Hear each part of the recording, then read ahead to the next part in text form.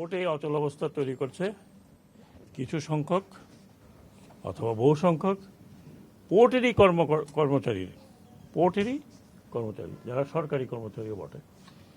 পোর্টের কর্মচারী মানে এই না যে পোর্ট বাংলাদেশ সরকারের বাইরে, এবং এই অচলাবস্থার কারণে দেশের ক্ষতি হচ্ছে। সেই ক্ষতির মাসুল কে দেবে আই ডোন্ট নো।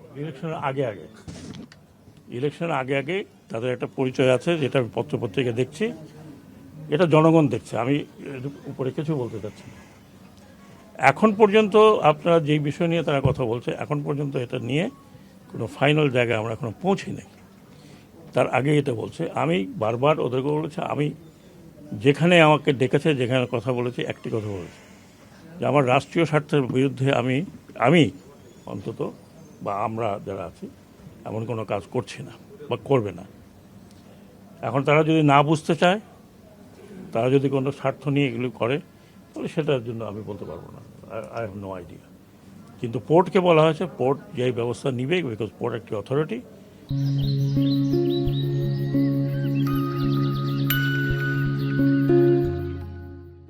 সেই ব্যবস্থা এই মন্ত্রণালয় সাপোর্ট করবে, এইটুকুই। স্যার, একটা বিষয় হলো যে ওখানে কয়েকজনকে বদলি করা হয়েছে। বদলি শোনেন এক মিনিট, থামুক বা না থামুক, বদলির সাথে এটা কোনো সম্পর্ক নাই। বহুদিনের থেকে বদলি করার কথা। যেহেতু বললাম এটা সরকারি একটা সংস্থা, প্রাইভেট সংস্থা না, বা যাদেরকে বদলি করেছে তারা কোনো প্রাইভেট লোক না যে ভাই তোমার তো লোক ফেরত নিয়ে যাবে, তত না। দে আর এক ধরনের কর্মকর্তা কর্মচারী। আমি এই কথা বলিনি।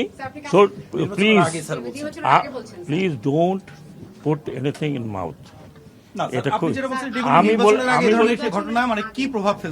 আমি সেটা আমি বলতে পারবো না। আমি বললাম নির্বাচনের আগে এবং রমজানের আগে আমরা অলরেডি এই রমজানের পণ্য নিয়ে নানান রকমের সমস্যার মধ্যে আছি। আপনারা জানেন প্রতিদিন রেইড হচ্ছে, প্রতিদিন ফাইন হচ্ছে, এবং এমনও বলেছি আমি যে শুধু ফাইন করলে হবে না, এরপরে বলতে হবে ওই লাইটারে যেটাকে পাওয়া যাবে তার যে রেজিস্ট্রেশনটা বাতিল করা হবে।